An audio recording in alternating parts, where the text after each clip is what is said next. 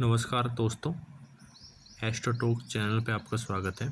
इस वीडियो में हम बात करने वाले हैं पामिस्ट्री में कौन कौन सी रेखाएं होती हैं और हम अपने पाम का एनालाइज किस प्रकार कर सकते हैं। लेकिन इस वीडियो में ओनली मुख्य मुख्य रेखाओं के बारे में हम बताएंगे।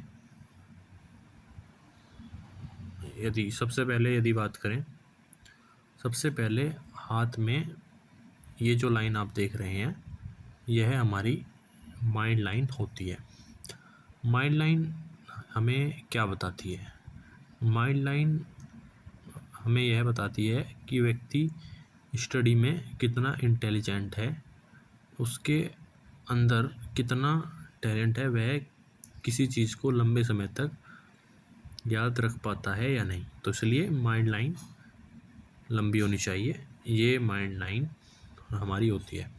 यदि बात करें दूसरी मुख्य रेखा की, तो ये जो लाइन आप देख रहे हैं, यह हमारी जीवन रेखा होती है। लगभग जो है यहाँ से हम एज काउंट करना स्टार्ट करते हैं और इसको जो है 5-5, 7-7 साल के गैप में बांट लेते हैं, तब जाकर व्यक्ति के जीवन की आयु की गणना की जाती है। यदि बात करें तीसरी मुख्य रेखा की, तो तीसरी मुख्य रेखा हमारी होती है हृदय रेखा, जिसको हम हार्ट लाइन भी बोलते हैं।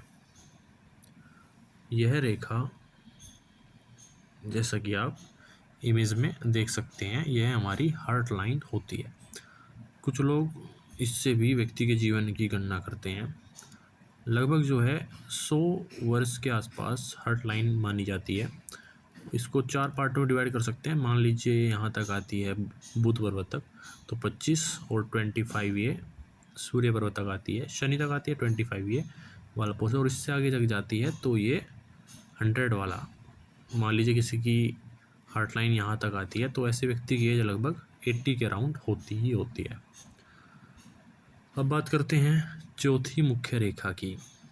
यदि बात करें भाग्य रेखा की, तो ये भाग्य रेखा होती है, जैसा कि आप इमेज में देख सकते हैं। भाग्य रेखा जितनी लंबी होती है, व्यक्ति उतना ही धन अर्जित अपने जीवन में करता है। और भाग्य रेखा यही बताती है कि व्यक्ति जन्म से कितनी आयु तक कमाता है। यदि मान लीजिए आपकी जो ये फेट लाइन है, वह यहाँ पर मान लीजिए रुक जाती है या उसके बाद आगे जाती है, तो लगभग 30 से 36-37 के एज तक व्यक्ति को धन कमाने में परेशानी होगी, और इस दौरान व्यक्ति के हाथ में ज़्यादा धन नहीं आ पाएगा और भाग्य उसका इस दौरान साथ नहीं देगा। तो ऐसे गणना की जाती है भाग्य रेखा की। यदि बात करें फिफ्थ मुख्य रेखा की, तो फिफ्थ मुख्य रेखा होती है मंगल रेखा। यह लाइफ लाइन को सपोर्ट करती है और लाइफ लाइन से थोड़ी सी दूरी पर यह रेखा चलती हुई देखी जाती है। ये मंगल रेखा कहलाती है। अब मंगल रेखा क्या करती है? ये मंगल रेखा जिस व्यक्ति के हाथ में होती है, ऐसा व्यक्ति सैन्य विभाग से रिलेटेड जॉब करता है, और ऐसे व्यक्ति के ऊपर भगवान की विशेष कृपा होती है। जो लोग भी डिफेंस की तैयारी करते हैं, उनके हाथों में मंगल रेखा अच्छी होनी ही चाहिए, क्योंकि जितनी भी सैन्य विभाग से रिलेटेड जॉब होती हैं, उनमें हर वक्त व्यक्ति की जान का खतरा रहता है, और उसमें व्यक्ति को काफ़ी फिजिकली वर्क भी ज़्यादा करना पड़ता है। तो इसलिए मंगल रेखा उसके हाथ में होनी ही होनी चाहिए। अब बात करते हैं छठी मुख्य रेखा की। तो छठी मुख्य रेखा होती है सूर्य रेखा।